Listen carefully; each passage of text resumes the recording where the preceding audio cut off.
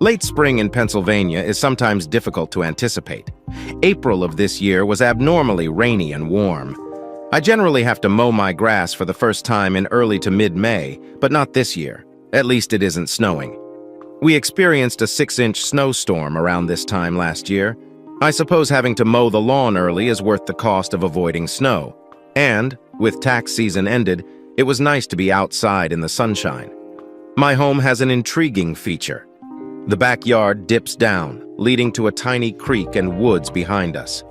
When the home was erected, the front was lowered off the road with backfill. This means a steep slope about halfway down the side of the home. Thus, the basement, which was totally enclosed in the front, became exposed in the back. This enabled me to install a bifold service door, allowing me to store the mowers and other lawn equipment without cluttering up the garage. It was one of my favorite aspects of the home. I finished using the mower and everything fell into place. I'm allergic to grass, so I couldn't wait to get upstairs and shower. I was ready to head up the stairs when I heard my wife's voice. I had noticed her friend's car while cutting the grass in front of the house, so I wasn't surprised to hear talking. But as I heard what was being stated, my hand paused as I reached for the doorknob. I should probably start by introducing myself. My name is Rob Crane. I like to go by Bob, but in high school they started calling me Hogan after the actor Robert Crane, who played the lead in Hogan's Heroes. I didn't mind, but the show went off the air before I was born and is no longer regarded a pop culture reference. I graduated from the University of Pennsylvania with an accounting degree and still use the surname Hogan. I received my CPA degree shortly after graduating and now work as a team leader for a large business in Philadelphia, performing audits and other similar tasks. It's not the most fascinating employment, but it pays well and allows me to view the inner workings of many organizations. I have a specific talent for forensic analytics, which involves creating financial trials to analyze issues such as fraud and money laundering. I am beginning to be recognized as an expert, and I have even been requested to advise the FBI on 2 cases. Kelly, my wife, was a political science and business double major with intentions to earn a law degree when we met at the start of freshman year. I was waiting for the first day of class when she strolled in. Kelly had the tall, delicate form of a dancer, but with somewhat bigger breasts. Her long, strawberry blonde hair was thrown across her naked shoulders, creating a stunning image. She donned a lovely sundress and sandals that highlighted her smooth and delicate legs. The combination of innocence and eroticism was too much. I felt an immediate surge of arousal. Unfortunately, Kelly was neither seated next to me, nor was she assigned to me in a group project. It took me 4 weeks to approach her and soften the ice. I said a ridiculous joke, and she laughed. It was not an elegant giggle, but a full-fledged chuckle. We started conversing, and I asked if she wanted to get some coffee after class. She smiled as she said, "I've been waiting for your question for weeks." We spent the last 2 years of college together almost every day. Our folks weren't very happy. But for our senior year, we decided to live together. But they quickly realized how loyal we were to each other and moved on. I didn't think it could get any better, but it did. I graduated and was hired right away by one of Philadelphia's largest accounting firms. I was making ridiculous amounts of money for a 22-year-old who had recently graduated. Kelly got accepted to the University of Pennsylvania Law School, and we continued to live in our student apartment. My firm offered to pay for my MBA, so I took classes as well. I rode SEPTA to work every day, so I didn't need a car, which kept expenditures down. Kelly graduated 3 years later, and I proposed to her over a celebratory dinner at Morton's Steakhouse in Rittenhouse Square. 6 months later, we got married. Kelly accepted a position as a deputy district attorney with the Bucks County Prosecutor's Office, located north of Philadelphia. We chose to buy a house in Doylestown, the county seat and location of the courthouse. The regional railroad line terminated there, so I could ride the train to work every day. It was an 80-minute one-way travel, but it was preferable to using the Shellkill Expressway, also known as the Short Hill Expressway, or Interstate 95. Kelly and her mother discovered a house. It was an excellent starter home, with 3 bedrooms. One of the bedrooms served as an office, complete with 2 desks. I would occasionally work from home, and Kelly required her own room for legal work. Another bedroom would serve as a guest room. Of course, the final room was the master bedroom. Also, it was close to her parents' house. Kelly persuaded me that it would be a built-in nanny if we had children. I was an only child and had always desired siblings. Kelly and I had discussed having children in freshman year and decided to wait until Kelly was established in her career before we began trying. But we'd reached that point. And 2 nights ago, we decided to stop taking Kelly's birth control and start trying for a baby. I was pleased than I had ever been before, but what I heard caused my hand to linger on the doorknob. "Hogan and I have decided it is time for me to become pregnant," Kelly excitedly announced, which excited her friend Olivia Watkins. Both women produced the same high-pitched scream, which reminded me of whales unintentionally beaching themselves on the Jersey shore and attempting to reach them. Standing on the steps, I smiled at their delight, which matched my own at becoming a father. I went for the pen again when I heard a question that took the smirk off my face and the joy out of me. Olivia remarked, "That's wonderful, Kelly. But what will you do about Paul?" Paul Kelly drew her friend against her. "Hogan is outside mowing the yard." There was a pause, and I noticed her gazing about, expecting me to emerge. She spoke again. I'd previously informed Paul that I was stopping the affair. He was okay with it. With Grossman stepping aside from his Senate seat, Paul believes he has a real opportunity. Getting caught having an affair with a married employee would be quite embarrassing. So simple. 3 sentences devastated my world. Paul Evans was Kelly's boss at the DA's office. He was a widower in his early 40s. His wife, Ann, died of breast cancer, leaving him as a single father to his daughter, Barbara. Paul was a political beast, and Kelly relished telling me stories about his maneuverings within his party to compete for higher office. I guess I just discovered how my wife had access to all of this underground information. "Really?" Olivia replied, "simply going cold turkey. You've been hot and heavy for 6 months, and you're about to give up on a muffin stud." The teasing doubt in her tone made me want to rip Olivia's head off. She was a Penn classmate, and I knew her before Kelly. I knew Kelly and Olivia were great friends now, but I assumed she was also my friend. Guess I was mistaken. "Stop it," Kelly argued, giggling. "You are very awful. Paul is a superb lover, yet it was impolite to play with him. I adore Hogan, but Paul just took and used me. Whatever he wanted. There was no love in it. Simply sheer sex and strength. Now that Bob and I are expecting a kid, I don't want to take any chances. I love Hogan and intend to be a nice and faithful mother." How many more cliches will we breed here? I wondered. All that remains is to get home, find an unexpected automobile in the driveway, and discover them having sex in my bed, and everything will be complete. I wanted to rush into the room and yell. I wanted to wreck the room, but my muscles were paralyzed. I was astonished and couldn't move. My heart pounded in my ears. "So, cold turkey?" asked Olivia. Kelly giggled again. "Well, not really," she confessed. "I have a conference with Paul in Pittsburgh next week. We'll have some goodbye sex there. I will miss the sex. However, Hogan and the baby are more essential." I couldn't take it anymore, but I had no idea what to do. I adored Kelly, but it was killing me. At that moment, I began researching into the business. I needed to step back and think. I needed to plan. I began stomping up the steps, as if I were ascending a ladder. Then I opened the door and entered the kitchen. Kelly and Olivia sat there, cups of tea in front of them. Was there a touch of remorse in Kelly's face?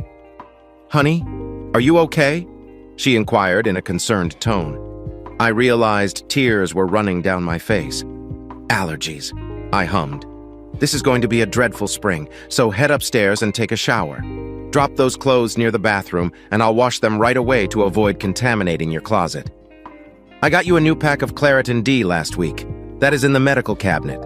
Thanks." I managed to say something before starting up the stairs. I needed time to contemplate.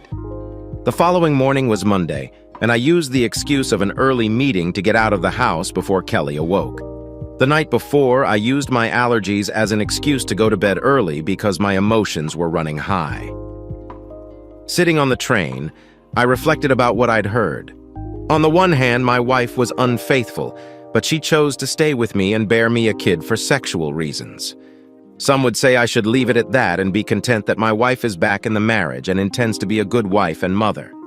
However, a voice in my head argues that if she did it once, what's stopping her from doing it again 10 years from now, when the kids are in school? Won't she have another sexy affair? Then there's the divorce with the kids, in which Kelly will most likely receive the children while I will be required to pay substantial alimony and maintenance. As an accountant and business analyst, I had to think about risk and reward. I found myself doing the exact same thing here. My faith in my wife was entirely shattered. The just sex argument ignores what's really crucial in these situations. It demonstrates a complete lack of respect for the spouse. The cheater is aware that their actions are improper and are causing harm to the other person. Otherwise, they would be doing it openly, and I would have known from the start. Don't get me wrong, I don't think I would have tolerated her sleeping with Dawn, but if she had told me about it, some respect would have been shown. Kelly's actions demonstrated how much respect she has for me. I worked all day, but a portion of my mind was focused on what I needed to do. I had no proof beyond an overheard exchange. I hadn't observed any changes in the last 6 months. While the affair lasted, a direct confrontation without proof would be a huge risk with little payoff. Kelly will deny this. Paul Evans would dispute this. Taking any lawsuit to court would be financial death, as every judge, politician, and lawyer in the surrounding counties knew Evans. I'd be buried to keep his name pure. I considered just leaving and starting anew somewhere else. It was enticing, but the house would act as an anchor around my neck. Kelly couldn't afford it on her salary alone, and we had almost little equity. She'd have to sell it quickly to prevent foreclosure. And given the current status of the market, that seemed doubtful.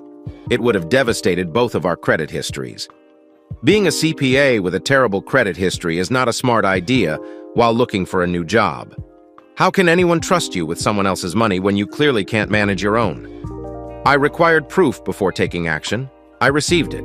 However, it came from the most unlikely source. 3 days later, I hung on, but I still couldn't find any evidence to back up what I'd heard. Her personal laptop was clean. There's no secret.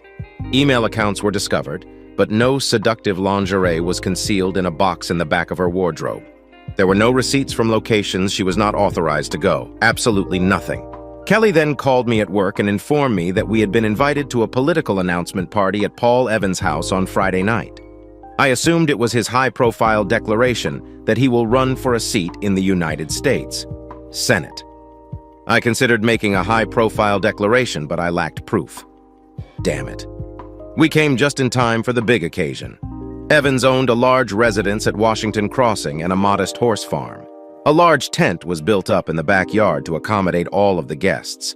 And when we stepped in at the front of the receiving line, Paul Evans, who is a widower, stood asshole style. Evans didn't have a wife to play hostess, so he supposedly enlisted his 21-year-old daughter.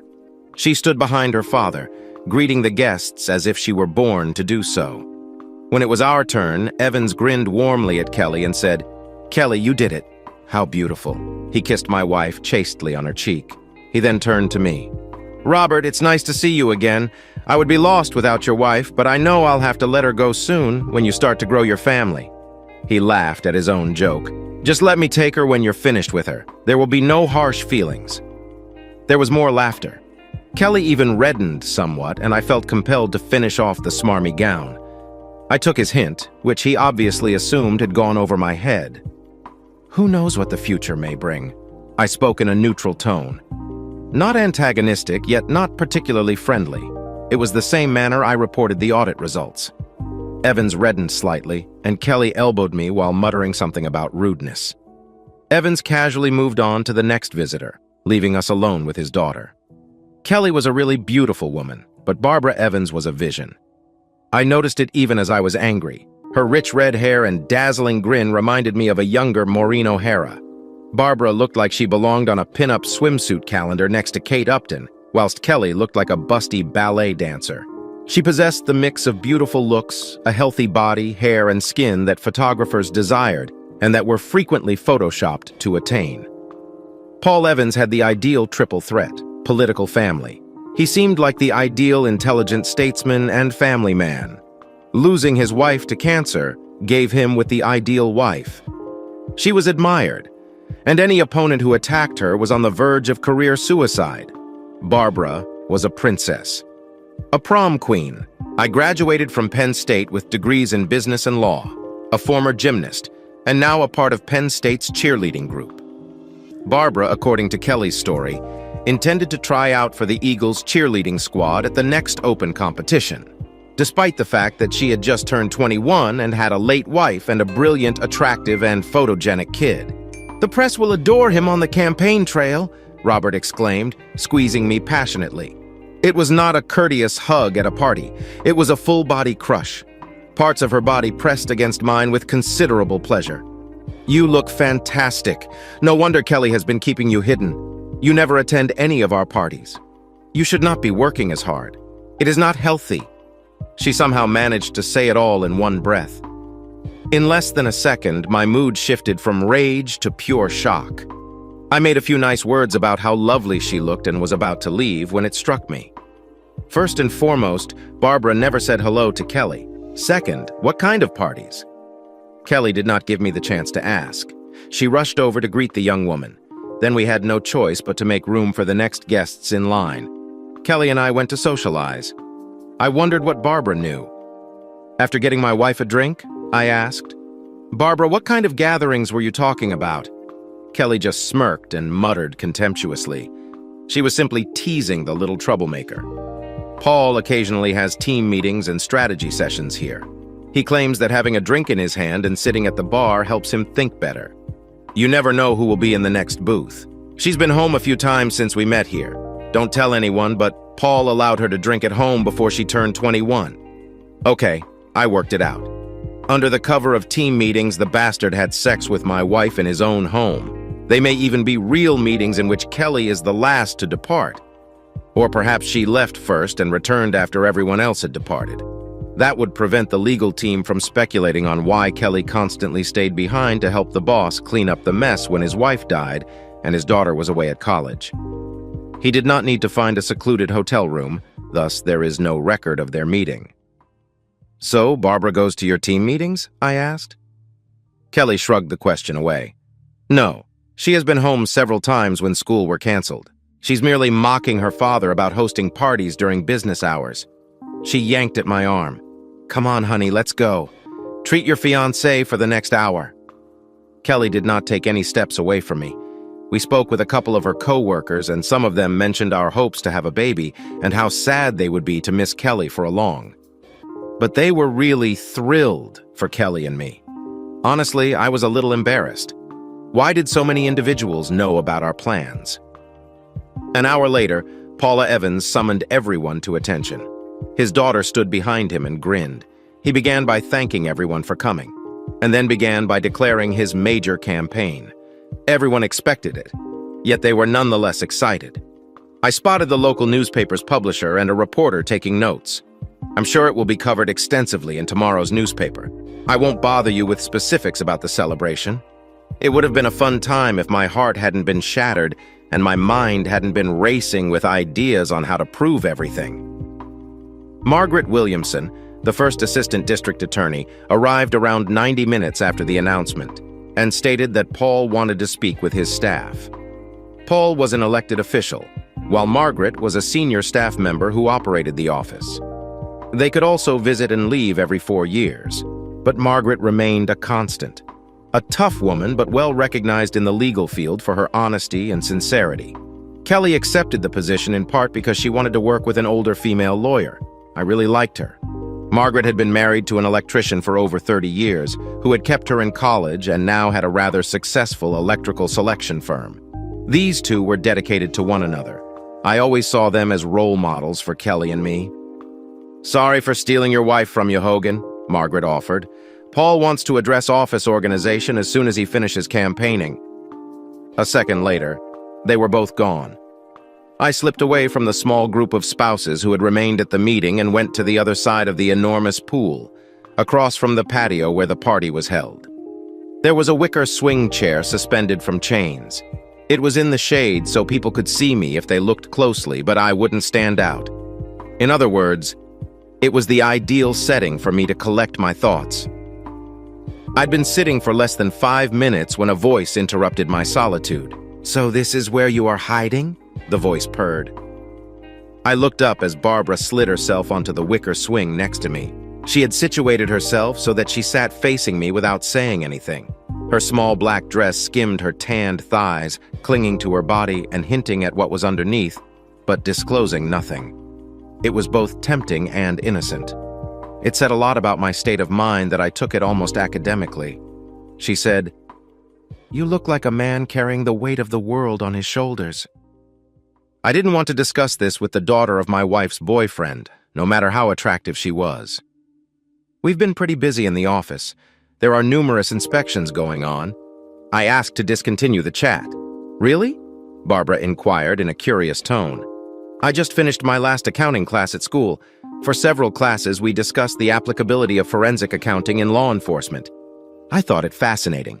Even throughout my anguish, it astonished me." "Really?" I asked incredulously. "It's not sexy or anything, but it's really detective work to pick out all the proper pieces of information from a slew of other facts and combine them to produce a clear picture. Furthermore, because some people are attempting to hide this information, the situation becomes much more convoluted. Most individuals see it differently." Barbara began to explain in detail about what she had learned in class and why she appreciated it so much. I have to say, I was amazed. I've had interns at the firm who couldn't speak as eloquently about this subject. Focusing on her words allowed me to overlook both her appearance and, more significantly, the wrath that was bubbling inside me. I felt myself sliding into my job as mentor. It helped to take my mind off the emotional stress. "Did you truly enjoy the class?" I commented. "You appear to have learned the material quite well." Barbara flushed at my compliment for a moment. I noticed a sweet girl who was genuinely moved by my praise. When I graduated from high school, I seriously considered joining the FBI. Dad wants me to become a prosecutor or work in one of his friend's legal businesses. I don't think that is what I want to do. You should pursue your own aspirations, not your father's. It was honest advice.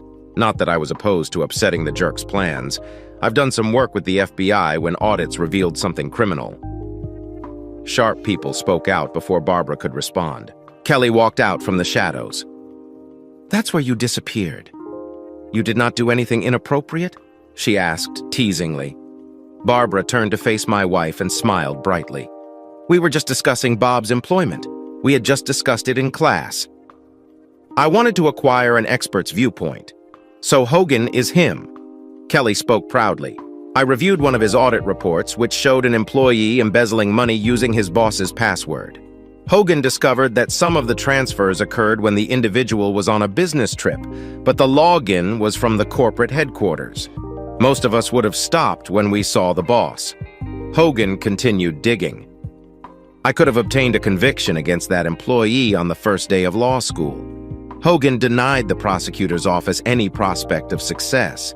Kelly looked at me proudly as she told me this small story. It really embarrassed me.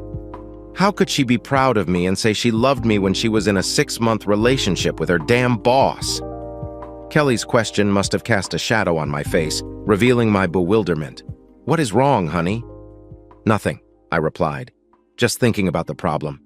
"Okay, that's enough," Kelly admonished Lee. "It is a party." She strained to regain her breath and replied, "Hogan, you will never guess the opportunity that has come my way. Paul and Margaret want me to take over the administrative duties because I intend to go on maternity leave as soon as you finish your work. That way, when I depart, there would be no more work to do. I will be working directly for Margaret." Kelly's separation from Paul made my heart sink. My dreams were destroyed in a single second. Kelly says, "I will have to travel on occasion. I'll be delivering vital paperwork to Paul throughout the campaign, so I won't be involved, but I'll be able to watch some behind-the-scenes action. This is going to be a lot of fun." I felt my heart hurting all over again. I understand. I've heard Kelly say she wants to end the affair so we can have a baby. However, I can readily imagine her rekindling the affair in preparation for campaign contributions. Who is to tell that if she becomes pregnant, the baby will be mine? The sex is based on my height and color. Without a DNA test, this would be extremely difficult to determine. My rage began to swell, but I held it in. Now wasn't the time.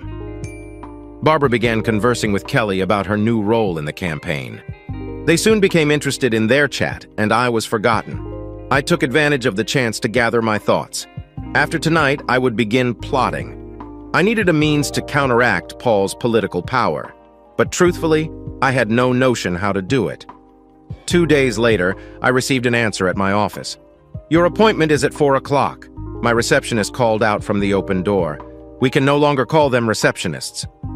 I checked my Outlook calendar and found nothing booked. Before I could respond, she strolled in.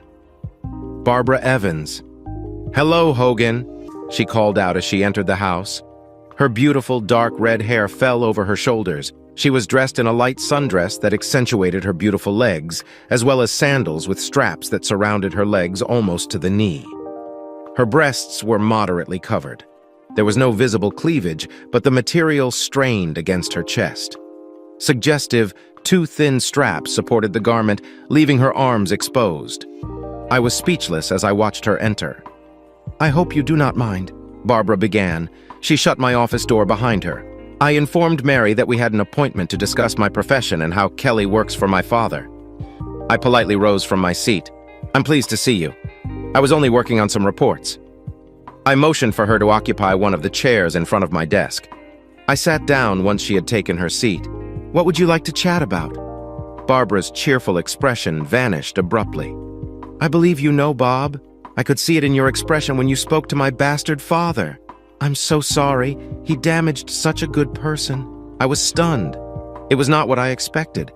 "What exactly are you talking about?" I asked cautiously. Barbara grimaced. "My father is having an affair with your wife." I leaned back in my chair, surprised by how bluntly it was delivered. "Have you just found out?" Barbara asked quietly. I nodded. "I apologize." "How? When did you find out?" I asked. "Approximately 3 months ago," Barbara admitted. "I'm not sure when it started, but I learned about it in February. One Friday, I arrived home early, and they were holding one of their meetings at our house. I had a late lunch with a high school acquaintance, so I just dashed in, dropped off my belongings, said hello, and left. Dad inquired when I'd be home, and I replied after supper. My pal was sick and couldn't make it. I took a bite to eat and went home. I watched my father and Kelly having sex in our hot tub. I snapped photographs of them and even made them run nude inside the home. There was 1 foot of snow on the ground. "You took images of your father having sex?" I inquired in shock. I also wanted to know if I could receive copies of the images. That would be extremely beneficial in the divorce, as if reading my mind. Barbara reached inside her purse, retrieved a huge envelope, and placed it on my desk. "Here are some photos from that day, plus a few others." She hesitated, grinning. "Dad built a security system in the home. Everything is locked from the outside. There are cameras in numerous rooms. If you know the website and have the key fob and password, you can enter the house from practically anywhere. There is a thumb drive with videos on it. It stunned me. Paul's daughter handed me everything I needed to divorce and destroy her father. Why?" I asked. Barbara's expression changed from sorrowful to angry. "Because," she continued quietly, "I hate that bastard more than you ever could." I said nothing and waited. After a minute, she spoke. "Dad met Mom while she was in college. He was an aspiring attorney assigned to Philadelphia's sex crimes unit. Mom had traveled from Ireland to study. Her family was well off, but they were killed in the Londonderry bombing. She came here to escape the tumult." Her speech took on a gentle tone, which she had most likely learned from her mother. "Mom dated a loser who hit her so hard that she wound herself in the ER." Kelly halted and put a tiny book on my desk. It was extremely thick and trimmed with green lace. I discovered her diary after she died, and she was somewhat of a submissive. She preferred to be led by a powerful man. This asshole went too far, and she wound up in the hospital. Dad was assigned the case, they met. The guy went to jail, and a year later they got married. Dad was always ambitious. He landed a smart, gorgeous woman with an exotic accent. Mom got a strong man to defend her. I showed up several years later. Dad urged me to try gymnastics. He believed that his daughter's Olympic performance would benefit his political career. Do you know how most gymnastic careers end? I shook my head, saying, "I never thought of that." Barbara smiled. "They call it the 3 BS tits, asses, and boys." I received the first one. I was told to cheer and be an all-American girl. I didn't mind because I liked performing, but by the time I was 16, I understood I was merely a prop for my father's dreams. Mom knew about it virtually from the start. Dad has been having affairs virtually since they were married. Mom knew and begged him to stop. but she was too weak to intervene. She felt trapped. She was a confirmed Catholic, so divorce was out of the question. Barbara paused for a moment, and I allowed her to gather her thoughts. After a moment, she continued. Sometimes I wonder if her poor response to cancer treatment was the result of her unconsciously wanting to die or actively sabotaging her treatment. Either way, I was with her in the hospital when she died. The official story goes that my father was in court seeking a murder charge. He got the doctor to change the time of death. He was actually banging his assistant in her apartment to celebrate. He just displayed the mom as his trophy, and the press loved the story of how they met. Heroic prosecutor goes to rescue a battered woman. Hell, the bastard beat her himself more than once. From what I've seen. Why are you telling me all this? I had to ask. Because you don't deserve it, Hogan. My father, he's not a very nice man. After my mom died, he hid his affairs until I left for college. Then he started having meetings at the house, and they aren't just for his work. He also holds meetings for some of the charity groups he's involved in. I know for a fact that he sleeps with 2 other women from these groups. One of the poor women actually thinks it's true love and is going to leave her husband. Kelly thinks so. I asked. I knew I'd heard, but I was still curious. Barbara shook her head and replied, "No, she seems to think it's just fun. They say power is the ultimate aphrodisiac. Kelly seems to be proof of that. I heard her talking to Daddy about some senator they were meeting and how excited she was when she got back to Doylestown." I flinched at such a rude remark. I even remembered that day I had come home to a wild woman, and it had been one of the best nights of sex of my life. The cherished memory was now tainted because I knew my wife probably wasn't even thinking about me at that moment. "So what do you want?" I asked. To her credit, Barbara looked me straight in the eye as she answered, "I want you to dissolve your marriage to that cheater. I want my father's career ruined to the point where he'll never be elected dog catcher in a town full of cats." I thought about just sending my stuff to the papers or even the other side. But he has too many friends. I think together we can make them pay. Won't it be harder for you to finish school? She shook her red hair again. "No, my mom left me her inheritance as a trust fund. I haven't touched it. But if I needed to, I could pay for the rest of my tuition and my MBA. And I'd have a pretty good margin left if your mom had so much money. Why didn't she take you and leave? She could have gone to Ireland wherever your father got to." Barbara wrinkled her nose as I said she was raised Irish Catholic. She was taught that divorce was not an option no matter what happened. Mom held on to her faith to the very end. That's the only thing that makes me think her death was unconscious rather than intentional, since they also consider suicide to be the unpardonable sin. I have to admit, I couldn't see anything but the truth. And Barbara? She'd said she wanted to destroy her father's career, and my having that information didn't bode well for his ambitions. I couldn't imagine that this could be some kind of trap. If Kelly and Paul wanted to wipe me off the face of the earth, they could do it openly in court. That kind of despicable shit was only appropriate if they were desperate like me. A plan began to form in my head. I would need Barbara's help with a few things. It would show me how determined she was to destroy her father. Okay, I agreed, but I don't want to destroy him by releasing those pictures or even calling his name in the divorce. Barbara looked at me in surprise. "Why not?" she demanded. Her face flushed with passion, and she took a breath to start some kind of speech. I stopped her with a raised hand. "I didn't say we wouldn't destroy him, but I don't want to deal with bad press in the form of a cuckolded husband in a political scandal. Instead, I want to destroy what he spent his entire life trying to accomplish, destroy his power and influence. And I can have a quiet and peaceful divorce that no one will worry about." Barbara looked at me with shock on her face. After a moment, a sly smile appeared on her face. "What do you want from me?" I smirked. "I'm going to do what I do best. Get me his financial records, personal and campaign. They got Capone thanks to tax evasion. Having gotten to know your father, I have no doubt I can find something. And if you don't?" "What?" she asked. I smiled. "I can cook some." Over the next 3 days, Barbara and I kept busy.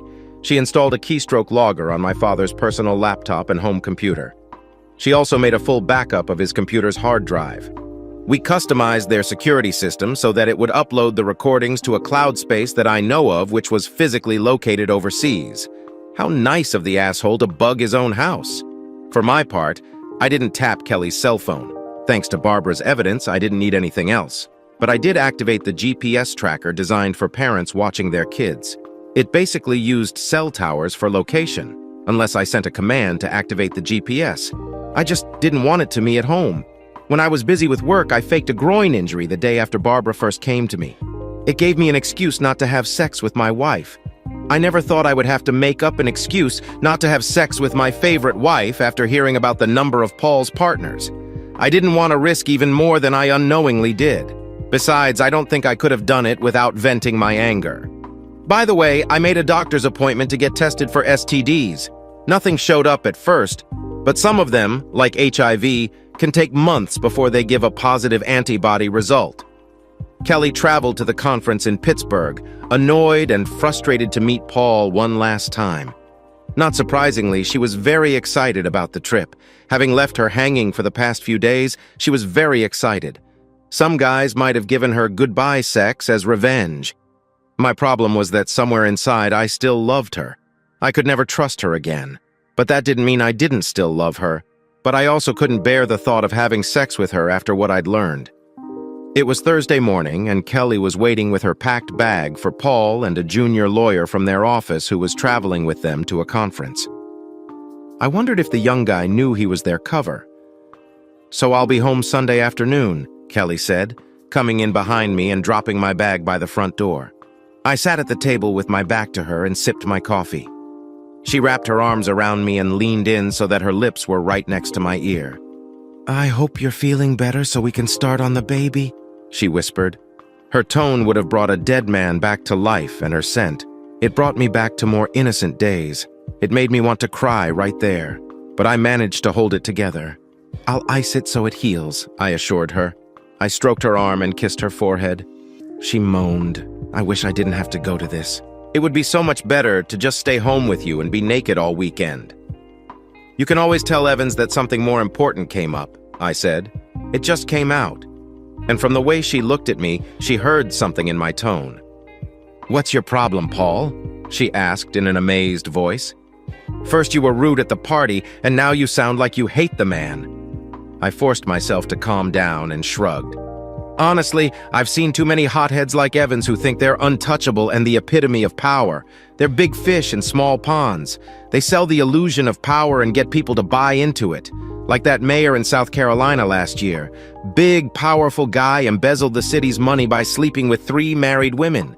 Now he's serving 10 years in federal prison, and they're all divorced and publicly humiliated. I have the same feeling about Evans. If he makes it to DC, he'll be banging uncomprehending interns within a week. But eventually his wheels fall off and his shit's going to splatter all over the place when it does." Kelly stared at me in shock. She'd heard me rant about those creeps before, but she'd never connected Evans to them before. I probably should have kept my mouth shut, but it felt good to let it out. And even though the marriage was over, I also felt it was only fair to warn Kelly. I still loved her, even if I would never trust her again. "Hogan, that's a terrible thing to say about Paul," protested Kelly. "He's a good man who has done a lot for the people of this county. He's not like that." I heard an almost pleading tone in her denial, in a timing that could not have been foreseen. We heard the sound of a car horn coming from the house. Paul had arrived. Kelly sighed disappointingly. She gave me a glance that quickly flashed with regret and almost fear. "I'll be home in 4 days," Kelly said in a conciliatory tone, "and we can talk about it. But be ready, love. We need to have a baby." She then wrapped her arms around me and kissed me passionately. I returned the kiss just as fervently. "Have a good week." She exhaled. "I love you. I love you too," I replied. She picked up her bag and opened the front door. "Bye, darling," she called over her shoulder. "Goodbye, Kelly," I said. Then I closed the door. 30 minutes later, I left on the train for the city. Barbara and I had an appointment at the FBI. Turns out I didn't have to manufacture any evidence. I would rate Paul Evans's embezzlement skills as moderately intelligent. Barbara and I met at her off-campus apartment to go through the documents she pulled from his computer. Pretty standard procedure. By my calculations, he had about $2 million stashed away in an offshore account. At least that's how much he transferred into it. But I can't be sure it's still there because those records weren't included. Most of this money came from numerous tiny donors who wouldn't raise concern with the IRS. But why were people from out of state donating to the DA's campaign?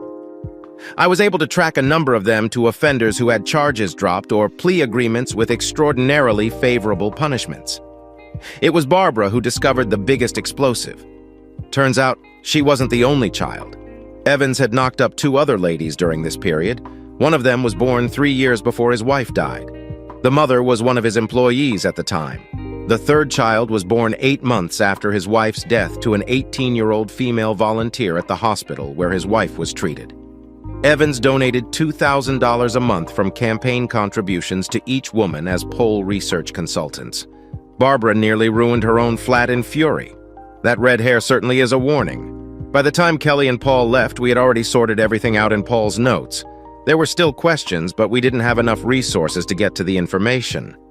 So I jotted down all the findings and set up a meeting with a senior FBI agent I worked with in the Philadelphia office. Barbara walked in to give him the story we had come up with. Barbara said that after taking a forensic accounting course, she wanted to look at the actual documents. She chose to look at her father's records out of innocent curiosity. When she spotted certain abnormalities, she called me because my wife had worked for her father and knew of my experience. Gary was a seasoned professional. He sensed there was more behind it. But we dropped a gift-wrapped item on his lap and he didn't push it. A corrupt prosecutor in his own backyard. A sleazy prosecutor who just began a candidacy for the U.S. Senate. This career-creating argument felt like manna from heaven. We got a cab to Barbara's apartment as she had courses late, and I walked to the 30th Street station to take the train home. I was already thinking about packed everything and leaving when Kelly got home. Gary pledged to speed things up and at least subpoena Evans's records by Wednesday. It was doubtful that word of the probe would get out. Before that, the bastard will learn how unreal his authority is when all the rats desert his ship. Kelly contacted me when I was on the train way home. She said she called early because they were going out to some large supper and it would be extremely late before she got back to her hotel. I had no doubt she wasn't planned on sleeping in her room tonight. I made a few vague statements indicating it was okay.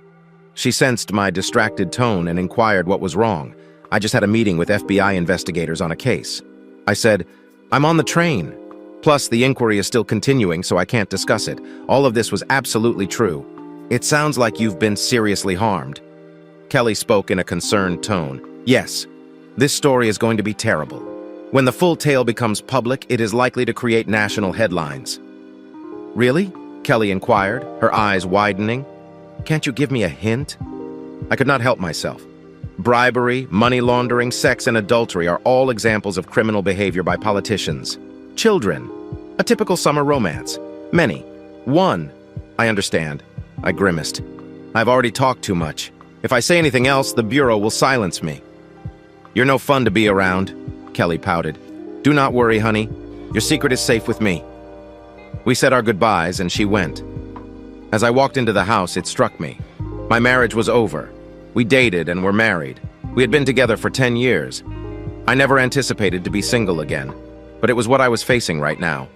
Eventually, I just sat on the couch, waiting for the sun to set. I just sat there, watching. I felt as if I was seeing my life slide away over the horizon. I just watched. It was many hours after sunset before I began. It was Saturday afternoon that I snapped out of my self-pity. I'm not saying I didn't deserve to indulge, but I realized I had to change things up. Ironically, I was mowing the lawn again when I noticed a BMW convertible drive into my driveway. I paused the mower as Barbara got out of the car. The first thing I noticed was her long, pale legs protruding out of the driver's seat. She was wearing her sandals again, this time with delicate laces wrapped around her calves. They always reminded me of the ancient Greeks. As she stood, I could see her carved legs flexing, indicating the strength hiding beneath her hard skin. In keeping with the Greek theme, she was dressed in a pure white toga-style dress that reached mid-thigh but had 2 inches of lace at the bottom, revealing a few enticing glances of her upper thighs. The dress was made of a lightweight, silky material that fitted her curves and appeared translucent. Her firm breasts were supported by a bikini that showed through her outfit. Her arms were bare, save for a few faint freckles on the tops of her arms and shoulders. The dress was slipped over one shoulder, leaving the other naked.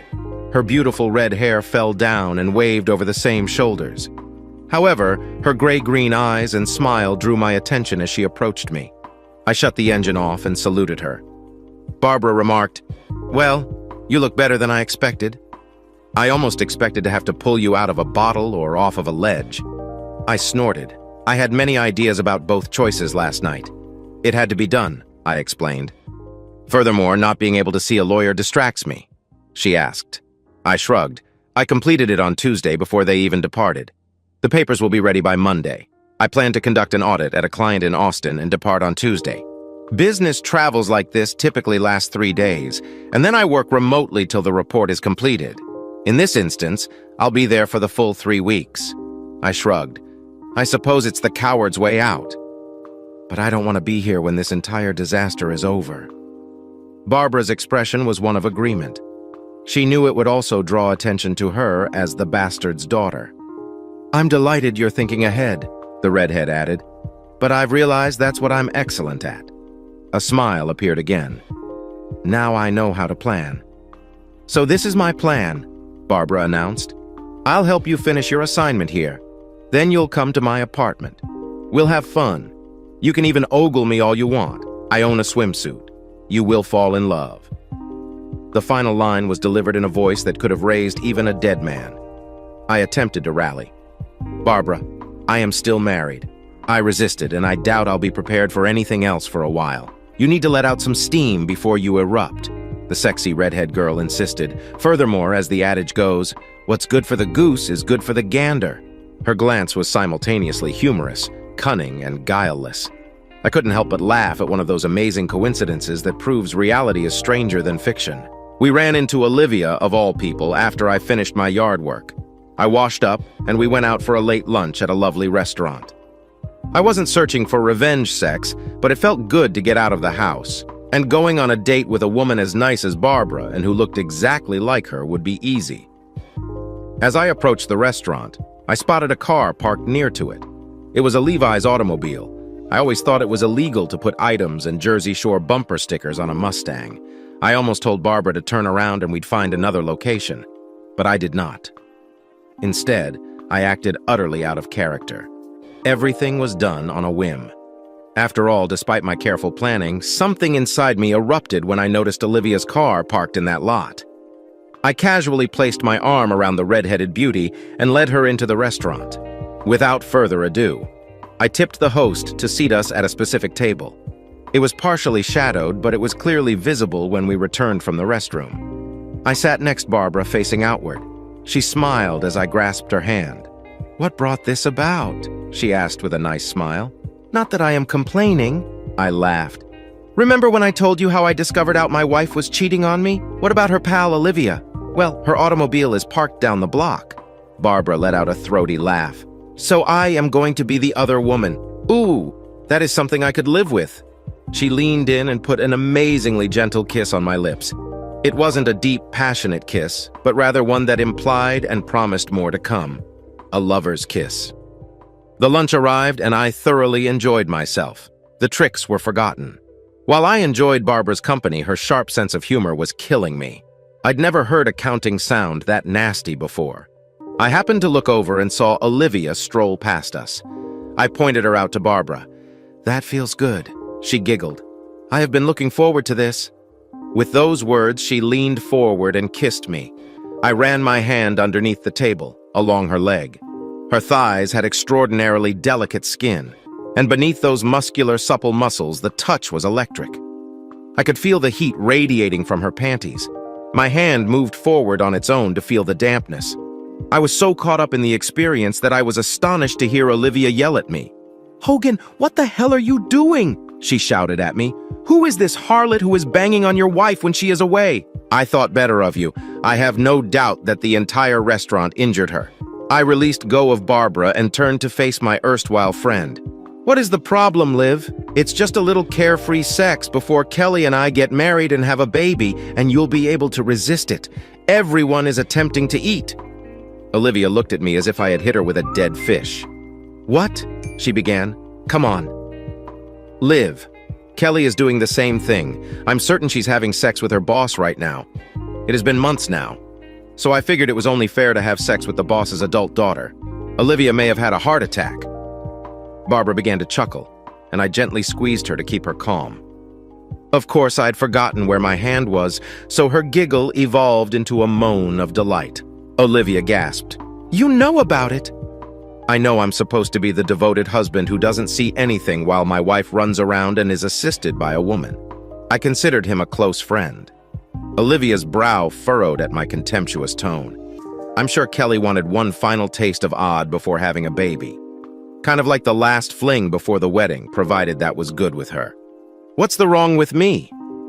I had no idea Kelly had any affairs before Paul's. However, as the phrase goes, if you cheat once, you will cheat again. I only took note of my suspicion and wondered whether Liv would become unbalanced to validate it. She was. Do you also know about that? She exhaled. No, but thank you for the confirmation, I responded. Olivia is pallid. Olivia, go away, I said. She turned and disappeared behind the table. Several minutes later, we heard a noise. Olivia was exiting the restaurant. Barbara chuckled, saying, "It was fun while it lasted. I truly wished she had stayed longer." Her smile caused me to blush. "You know, she is probably on the phone with your wife right now," she added. "Probably." I agreed. "I'll give her 5 minutes before my phone goes off. However, if she departs right now, it will take 5 hours to get home from Pittsburgh. That would allow us to have dessert while also giving me enough time to get home and pack. Unfortunately, I won't get to see you in a bikini as promised." Barbara laughed again. "I suppose we can do this another time?" She reached up and grabbed my shirt, pulling me closer. "My semester concludes in a week and a half," she murmured into my ear. "I've always wanted to see Austin." I hardly heard her words as her tongue slid into my ear. Epilogue. Yeah, that's when everything truly starts to go wrong. Kelly began calling me 10 minutes after Olivia left the restaurant. I heard a few of her texts, and she was furious. He cheated on her. It almost had me laughing. After 1 hour of her messages and SMS, I blocked her phone number. I knew she'd eventually call from another phone, but she was coming back from Pittsburgh and couldn't simply ask to borrow someone's phone on the turnpike. I went home and packed all of my personal possessions, including those for the trip to Austin. After meeting Olivia, I had hours of free time. I was driving away from my house for the last time, so I checked into a hotel near the Philadelphia airport, placing the majority of my stuff in a storage unit until I could find somewhere to stay. I spoke with Barbara a couple times on the phone. She had gone to a friend's house since her father was sending angry messages on her phone. I changed my trip to Austin for the day and left on Monday morning. Kelly had called my phone multiple times from different numbers. Now there were emotional rants about how I could do this to her, how I damaged her career, and so on. Apparently, the original uproar drew a lot of attention. Then someone posted a very accurate narrative on their blog, referring to Barbara and I as players. My statement about Kelly banging Paul was also publicized, as was the fact that they were together in Pittsburgh over the weekend. This created quite a commotion in county political circles and at the courthouse for the remainder of the week. I avoided most of the news from Philadelphia. It wasn't until Friday that I got an email informing me what was going on in Doylestown.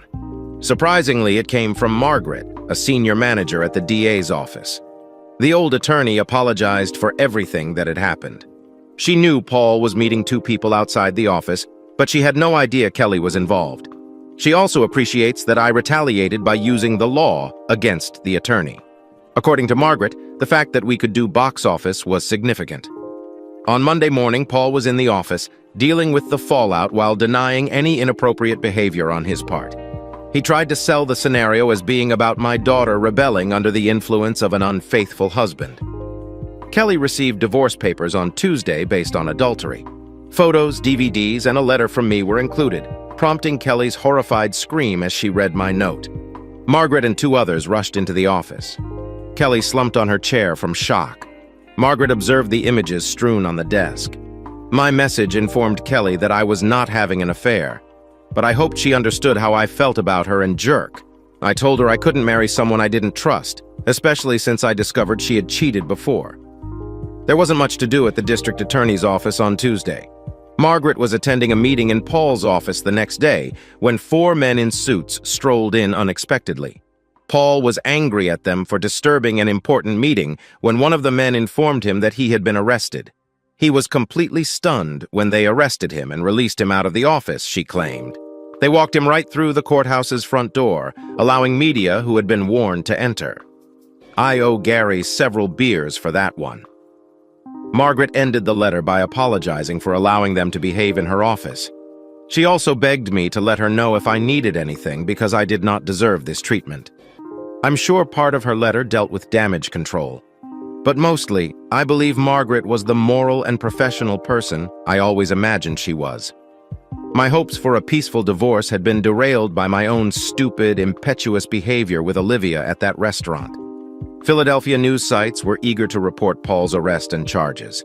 As I told Kelly, the narrative had all the elements of a summer romance: sex, betrayal, retribution, and excessive angst. It was well received by news sources, and hungry 24-hour news services immediately grabbed it up.